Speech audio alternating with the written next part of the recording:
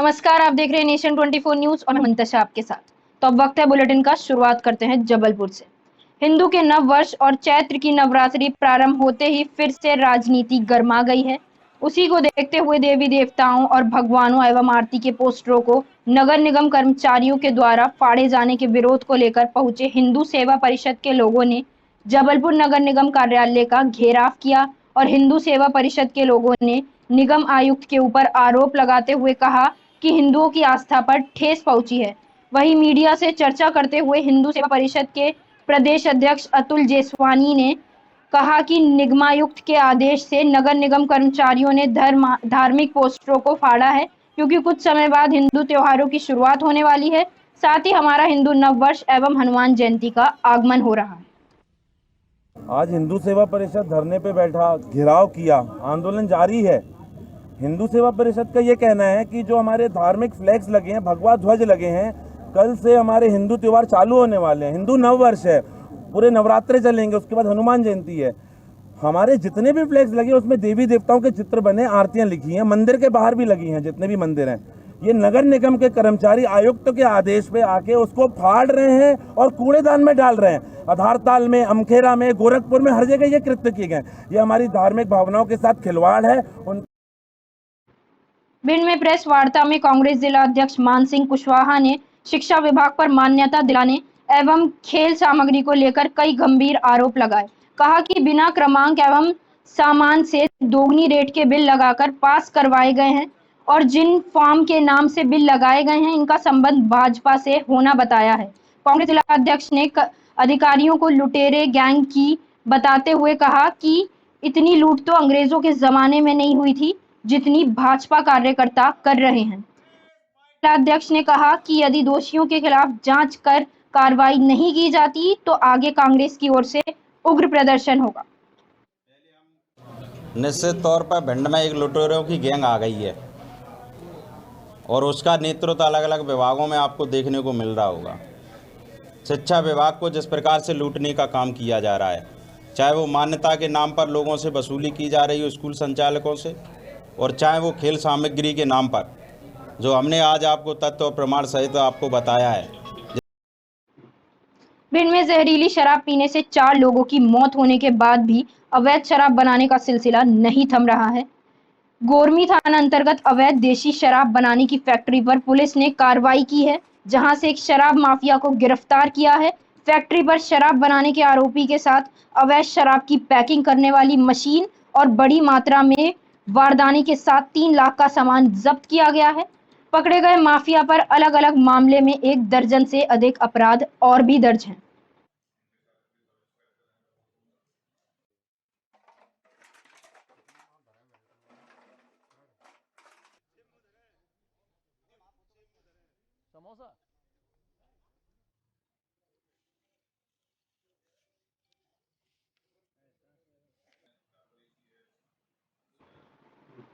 बलरामपुर जिले के जिला मुख्यालय बलरामपुर में महिला एवं बाल विकास विभाग के सहयोग से मुख्यमंत्री कन्या विवाह आयोजित किया गया है, जिसमें मुख्य रूप से मुख्य अतिथि अनिला भेड़िया, मंत्री महिला बाल विकास विभाग छत्तीसगढ़ श्री बृहस्पति सिंह, उपाध्यक्ष सरगुजा विकास प्राधिकरण एवं विधायक रामानुजगंज विधानसभा चिंतामणि महाराज, संसदीय सचिव एवं विधायक सामरी विधानसभा क्षेत्र तथा श्रीमती गीता सोनहा सभापति स्वास्थ्य एवं महिला बाल विकास कल्याण समिति बलरामपुर के उपस्थिति में संपन्न कराई जाएगी, जिसके लिए महिला बाल विकास विभाग के द्वारा पहले से ही तैयारी पूर्ण कर ली गई थी, जो अतिथि आगमन पश्चात संपन्न कराई जाएगी।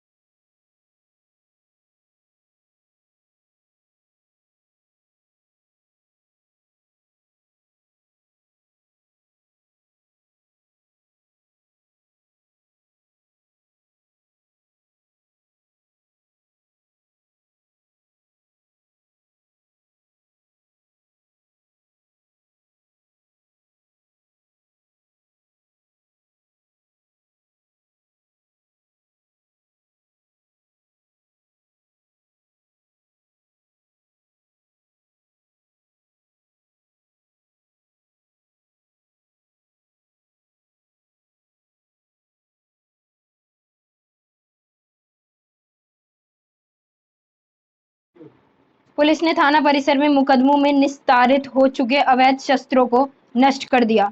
पुलिस क्षेत्राधिकारी वंदना वर्मा ने कहा कि गदरपुर पुलिस ने कमेटी बनाई है जिसमें वह स्वयं एसडीएम राकेश चंद्र तिवारी और शहर के गणमान्य व्यक्ति को यहां पर बुलाकर अवैध शस्त्रों को नष्ट किया गया है। इसमें तमंचे, कारतूस और चाकू शामिल थे। इन सभी अवैध शस्त्रों को पूरी तरह से नष्ट कर दिया गया है।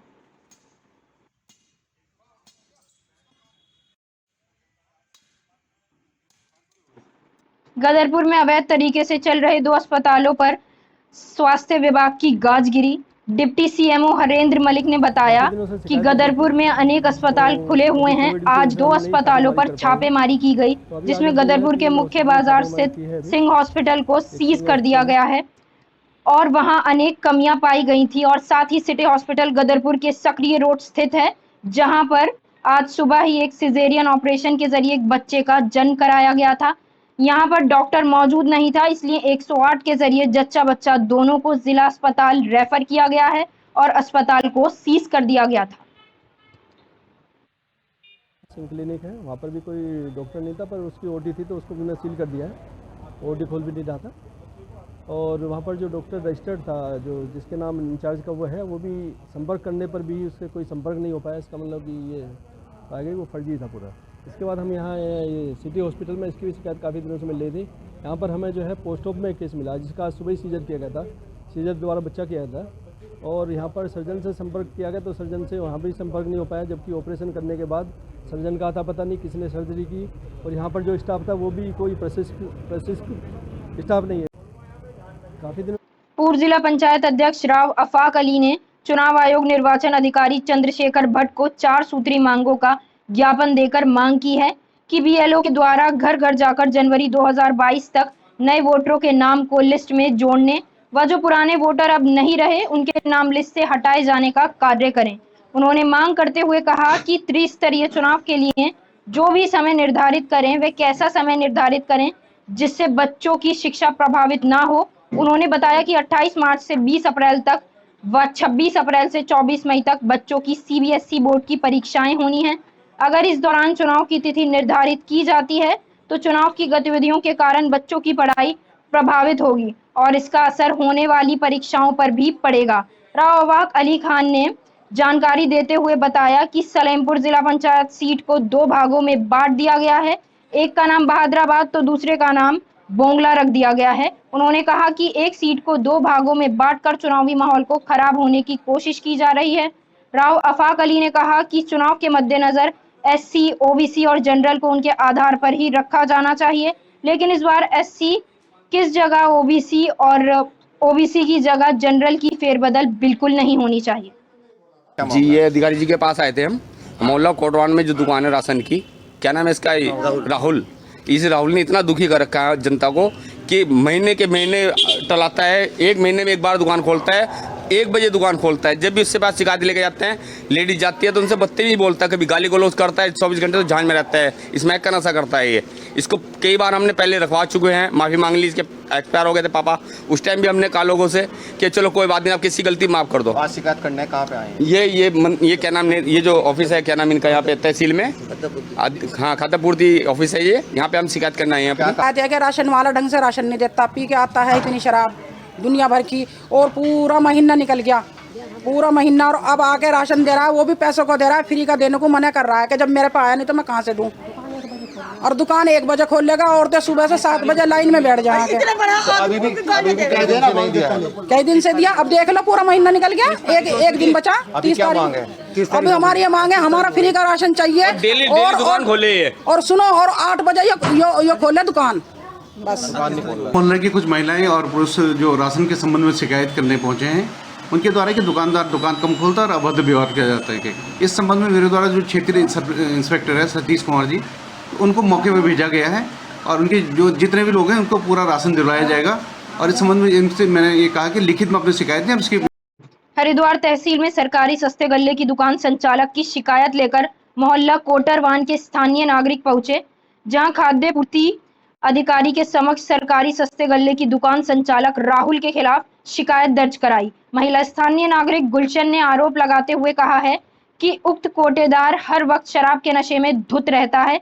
सरकारी सस्ते गल्ले की दुकान पर आने वाले स्थानीय नागरिकों से गाली गलौज कर सबको धमकी देने का काम दुकान संचालक द्वारा किया जाता है। और महिला ने यह भी आरोप लगाया कि पूरे महीने में कभी भी समय से सरकारी सस्ते गल्ले की दुकान को नहीं खोला गया है।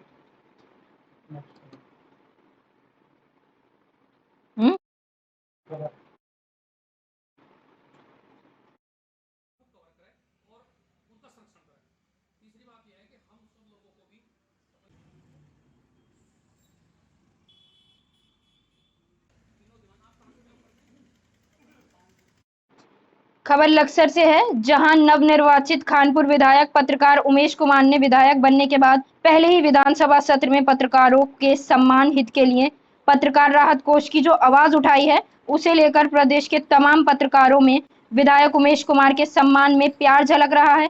साथ ही पत्रकार एकजुट एवं साथ ही एक मंच पर नजर आए और विधायक उमेश कुमार के साथ कंधे से कंधा मिलाकर उनका साथ देने की बात कर रहे हैं। आपको बता दें, लक्सर में पत्रकारों ने एक मीटिंग का आयोजन किया, जिसमें रुड़की, हरिद्वार व लक्सर के पत्रकारों ने बढ़ चढ़कर हिस्सा लिया और विधायक उमेश कुमार का विधानसभा सत्र में पत्रकारों के लिए आवाज उठाने पर उनका धन्यवाद किया। विधायक पत्रकार उमेश कुमार के जिंदाबाद के नारे लगाए गए और सभी ने एकजुट होकर विधायक उमेश कुमार का साथ देने की बात की। साथ ही वरिष्ठ पत्रकार जसवीर सिंह ने कहा कि विधायक उमेश कुमार से आशा है कि वे पत्रकारों की आवाज व उनसे जुड़े मुद्दों को हमेशा सदन में रखें और पत्रकारों के बारे में भी सरकार कोई ऐसी नीति लाए जिससे पत्रकारों को किसी भी प्लेटफॉर्म पर कोई भी समस्या ना हो। पहले आपको बताना चाहता हूँ, जो हमारे एक साथी वरिष्ठ पत्रकार उमेश कुमार जी जो चुनाव लड़कर खानपुर विधानसभा से विधानसभा पहुँचे हैं। खानपुर से जो चुनाव जीता है, उन्होंने विधायक के लिए नहीं जीता है, क्योंकि उनके लिए चाहे कोई छोटा पत्रकार हो या बड़ा पत्रकार हो, वो सभी पत्रकार है। और एक छोटे ही पत्रकार के साथ गुड़की में एक विवाद हुआ था किसी बड़े नेता के लिए। मैं उमेश कुमार जी जो हमारे विधायक हैं, खानपुर विधायक, उनका धन्यवाद करना चाहूँगा कि उन्होंने पत्रकारों के हित की लड़ाई लड़ी है। जो उन्होंने चुनाव लड़ने से पहले वादा किया था, वो धरातल पर कहीं ना कहीं नजर आया है। विधानसभा में उन्होंने आवाज़ उठाई है, पत्रकारों का जो कोष है उसमें जो है उनसे लाभ मिले और सरकार से भी सूची मांगी गई है। तो ये हमारे लिए बहुत गौरव की बात है कि हमारे पत्रकार भाई ने हमारे लिए आवाज़ उठाई है। और यहाँ पे सभी पत्रकार, चाहे मंगलौर का हो, लक्सर का हो, झबरेड़ा का हो, रुड़की का, हरिद्वार का हो, आज यहाँ सब इकट्ठे हुए हैं और सब ने उनको जो है इस काम के लिए धन्यवाद दिया है और कहा है कि सभी कंधे से कंधा मिलाकर उमेश कुमार जी का सहयोग करेंगे।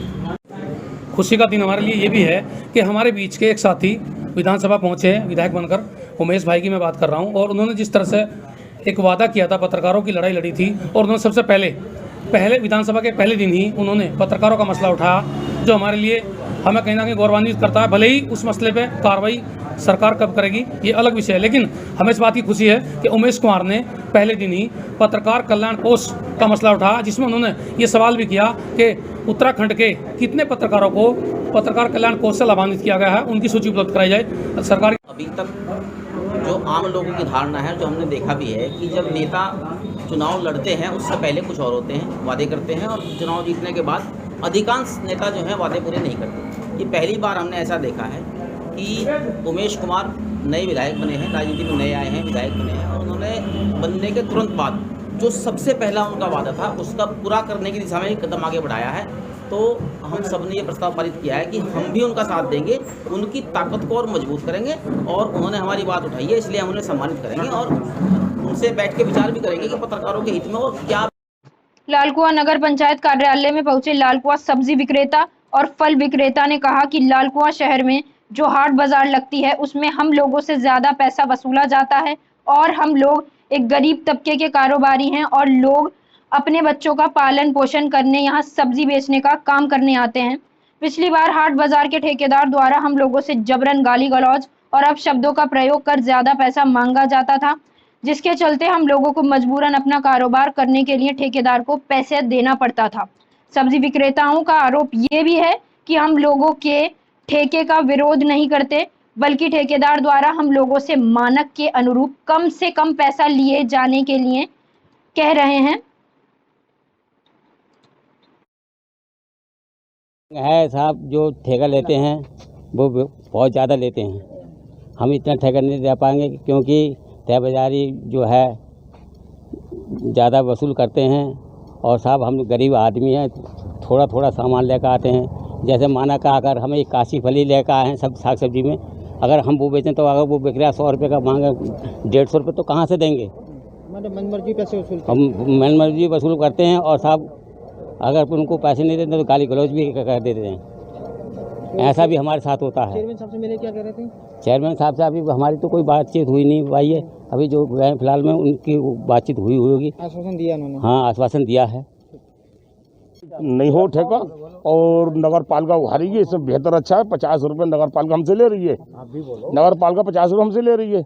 और ठेकेदार जो भी लेगा तो वो 200, 100, 150 रुपये लेगा। बाजार के पुलिस से नहीं निकला, कारोबार फेल हो चुके हैं यहाँ के। बाजार के अंदर कुछ है ही नहीं। जब आपने ठेकेदार को पैसे दिए, कभी पर्ची मिली? कोई पर्ची नहीं, पर्ची तो ठेकेदार देते ही नहीं, अपनी मर्जी के पैसे लेता है वो। आप लोग ये चाहते हो विभाग से क्या नाम है, ठेका ना हो, नगर पालिका? हाँ, ठेका ना हो, नगर पालिका ही उठाए। और लेना चाहे ठेकेदार तो 50 के बदले 60 रुपये हम दे सकते हैं, उसके ऊपर अधिक नहीं देंगे पैसा। ये बहुत छोटे मोटे से इंसान है, मेहनत मजदूरी करने वाले इंसान है। और ये जब ये ठेका होता है तो सर यहाँ पे हम जब 200 रुपये की मजदूरी करते हैं तो हम 250 रुपये का ठेका कैसे दे सकते हैं, महसूल कैसे दे सकते हैं, ये बताइए आप। नगर पालिका जो उगाही कर रही है 50 रुपये, हम उसमें जायज़ हैं। 50 के ठेकेदार ले लेगा तो हम 60 रुपये दे सकते हैं, इससे ऊपर नहीं दे सकते। और जो ठेकेदार वसूलता ठेके के दौरान, ठेकेदार जो वसूलता है वो सर वो 200 से 250 रुपये वसूलता है, मन मर्जी और गाली गलौज से बात होती है। इसलिए कोई नहीं, पर्ची नहीं, कोई कुछ नहीं देता है सर इसमें। कुछ नहीं जी, अपने मन से होती है। और ये सब छोटे मोटे इंसान है, कोई इतने घर के हम लखपति नहीं हैं जो मतलब सुबह से शाम तक मजदूरी करते हैं। यही हमारा है, पेट पूजा। हाँ, ये ठेका नहीं हो, बस यही आपसे हमारी गुजारिश है और यही हमारा। चलो, और नगर पालिका ही पैसे उठाए। अगर ठेका हो भी बाजार का तो हम 50 से 60 रुपये तक दे सकते हैं, इससे ऊपर नहीं दे सकते। कहाँ से आते हैं आप लोग सब्जी लगाने? किच्छा से आए हैं, हमारा काम पुराने कपड़े का है, सब्जी वाले नहीं है। अच्छा, तो सभी कभी जब भी दे, हाँ, पैसे हमसे कम ही जाएँ। ठीक है, फिलहाल ये चाहते हैं आप कि इसका टेंडर ना हो? हाँ, टेंडर ना हो। और दूसरी बात यह है, ठेका होता भी है, अगर हम नहीं भी आते हैं तब भी हमसे ज़बरदस्ती पैसे उस बाजार के लिए जाते हैं। 20 रुपये महीना नगर पालिका। बाजार जो हमारे यहाँ लगाते हैं लोग, वो आए थे तो उनका कहना है कि कोविड-19 की वजह से, कोरोना पीरियड की वजह से हम लोग की बाज़ार अभी सही ढंग से उठ नहीं पाई है। तो आप ऐसा करिएगा कि हम लोगों को भी भार न पड़े, और आप ये ठेका नहीं करेंगे तो इसकी आमदनी कैसे होगी, आप अपने कर्मचारियों को वेतन कैसे देंगे। तो सबका हम सामंजस्य ले करके हमने कहा कि भाई हम आप लोगों को भी तकलीफ़ नहीं होने देंगे, ठेकेदार को भी हम रखेंगे अपने हिसाब से, और नगर का भी हित हो। सबको सामंजस्य ले करके हम एक अच्छा रास्ता उनको सुझाया कि भाई जो पिछली साल आप दे रहे थे वही दीजिएगा। हमारे साथ धन सिंह जो वरिष्ठ सभा मत्स्य जीव सहकारी समिति द्वारा मछली पालन फार्म थितकी में प्रदेश के पूर्व मुख्यमंत्री त्रिवेंद्र सिंह रावत ने मछली पालन प्रोजेक्ट का निरीक्षण किया। पूर्व मुख्यमंत्री त्रिवेंद्र सिंह रावत ने बताया कि केंद्र सरकार करोड़ों रुपए मत्स्य प्रोजेक्ट पर खर्च कर रही है। उत्तराखंड प्रदेश में कई जगह मत्स्य प्रोजेक्ट को लगाया गया है। किसान भाई भी अपनी कम भूमि होने पर भी छोटे तालाबों में नई टेक्नोलॉजी के साथ मछली पालन कर सकता है। उन्होंने बताया कि थितकी गांव में मत्स्य प्रोजेक्ट बनाया गया था। इस प्रोजेक्ट में बैंक की मदद से लाखों की लागत से बने मत्स्य प्रोजेक्ट को मत्स्य पालकों को बेहतर रोजगार प्रदान हुआ है। मत्स्य पालक मछली का पालन कर अच्छे दामों में मछली का व्यापार कर रहे हैं। देखिए, माननीय प्रधानमंत्री जी ने नील क्रांति के अंतर्गत मछली पालकों के लिए तमाम योजनाएं चलाई हैं, और राज्य सरकार ने एनसीडीसी से जो हमारा पशुपालन है, फिशरीज है, और जो तमाम जो अन्य अनुवर्ती विभाग हैं, उनके लिए एक 3300 करोड़ रुपए की योजना लागू की थी 2017 में। एनसीडीसी योजना भी 2 वर्ष से चालू हुआ है। इससे पहले हम लोग अपने बैंक से लोन लेकर और उससे स्वयं का पैसा लगाते थे। अब हमारा ये भारत सरकार की योजना है, इसमें भी हमारा लोन ही है। इसमें हम कुछ परसेंट 20% का शायद अभी गाइडेंस नहीं आ पाई है, 20% की छूट मिलेगी। बाकी हमारा लोन का पैसा है एनसीडीसी योजना का। और ऐसा ही हमारा जिला सहकारी मत्स्य विकास विपणन फेडरेशन है, जो पूरे डिस्ट्रिक्ट लेवल में मॉनिटर का कार्य कर रहा है। और हमने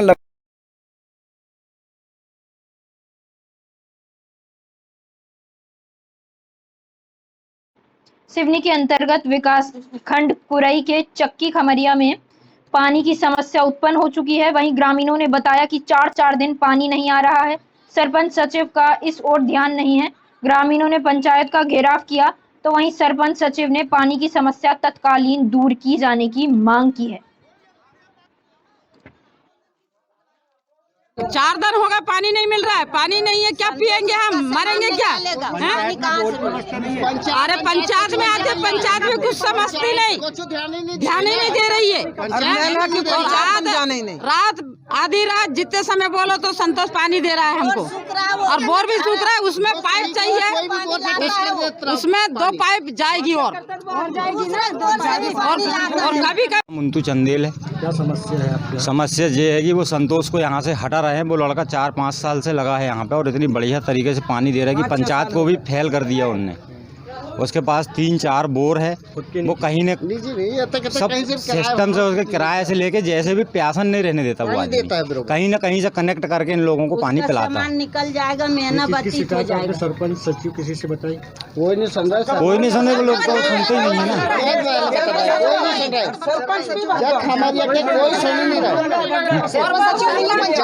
संतोष का सामान जहाँ जहाँ लगा है, अगर दूसरी महिला समूह आएगी वो पानी देगी तो वो सामान निकाल लेगी, महीना बीत जाएगा, जनता कहाँ से पानी पिएगी? हैं? तो इसीलिए हम कह रहे हैं वो 5 साल से जुड़ा है संतोष, वही देगा पानी। कोई समूहारी बाई नहीं देगी पानी, और जो संतोष पानी दे रहा है तो कोई बाई और कोई भैया पानी नहीं देगा, और पंचायत भी नहीं दे रही। टंकी का पानी जो पंचायत बिकान कर रही है उसका खबर पूछो, उसका खर्चा पूछो, उसकी लालमान कितनी हो रही है पंचायत में लिए, तो वो भी तो हमें बताओ। और जनपद टिहरी गढ़वाल के देवप्रयाग विधानसभा के कीर्ति नगर वन क्षेत्र में आज एक 8 वर्षीय गुलदार की तड़प कर मौत हो गई। मामला जुयालगढ़ गांव का है। आज सुबह जब लोग अपने काम के लिए खेतों की तरफ गए तो वहां एक गुलदार दहाड़े मार कर रो रहा था। गुलदार को देखते ही अन्य ग्रामीण भी मौके पर पहुंच गए और ग्रामीणों ने इस बात की सूचना वन विभाग को दी, लेकिन जब तक वन विभाग की टीम मौके पर पहुंचती तब तक गुलदार की मौत हो गई थी। प्रत्यक्षदर्शियों ने बताया कि गुलदार जोर से दहाड़े मार रहा था, लेकिन उसके पीछे का हिस्सा बुरी तरह से जख्मी था, लेकिन कोई भी ग्रामीण गुलदार के डर से आगे नहीं बढ़ा। कुछ देर बाद गुलदार वहीं खेतों में मर गया।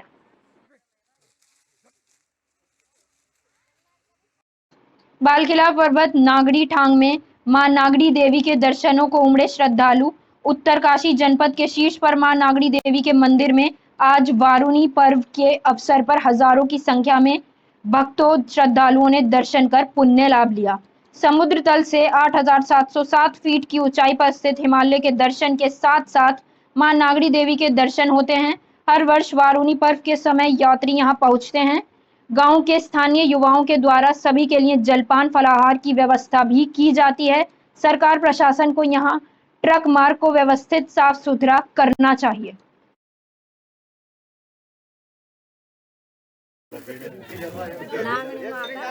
बच्चों के लिए हमारे हम इसमें हमारे बुजुर्गों ने मंदिर बना रखा, यहाँ इसकी स्थापना कर रखी, इसलिए अब बाहर के लोग भी यहाँ आते हैं, इसलिए हम भी आ रखे यहाँ।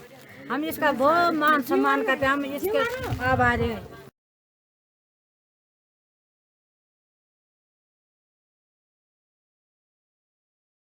उत्तरकाशी में जिलाधिकारी मयूर दीक्षित ने विकास खंड डुंडा के ग्राम उड़री पहुंचकर ग्रामीणों की समस्याएं सुनी।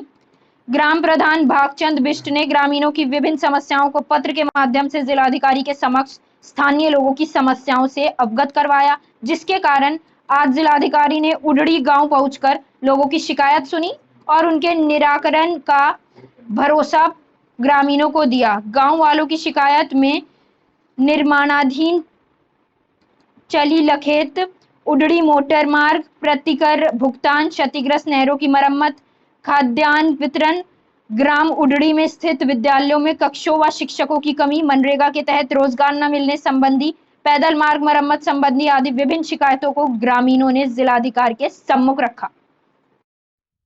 सुदूर क्षेत्र में रिमोट विलेज है धौतरी सब तहसील में, और यहाँ पर काफ़ी जनसंख्या भी है। कृषि प्रधान ये गांव है, यहाँ पे सब लोग कृषि करते हैं। यहाँ पे जो मुख्य समस्याएं जो मेरे सामने रखी गई हैं, एक तो यहाँ पे जो PMJSY की सड़क है उससे संबंधित है, प्रतिकर का भुगतान है, कुछ सुरक्षा दीवार मिसिंग है, गाँव के रास्ते जो क्षतिग्रस्त हुए, नहरें क्षतिग्रस्त हुई, उसका अभी कुछ आकलन करके प्रतिकर भी नहीं मिला है और नहीं रिपेयर हुई है। दूसरा अन्य जो यहाँ की बड़ी बड़ी नहरें हैं उसका भी डैमेज हुआ है, लेकिन सिंचाई विभाग की तरफ से अभी उसमें रिपेयरिंग का कार्य नहीं किया गया।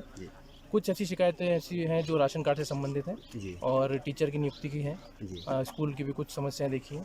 तो इन सभी का विभागीय अधिकारियों को मीटिंग करके निर्देशित किया जाएगा और कोशिश की जाएगी कि समस्त जो इनकी समस्याएं हैं आगामी जिला योजना में प्रस्तावित करके उसका निराकरण कर दिया जाए। फिलहाल मेरे साथ इतना ही। देश भर की तमाम छोटी बड़ी खबरों के लिए देखते रहिए सिर्फ नेशन 24 न्यूज़। नमस्कार।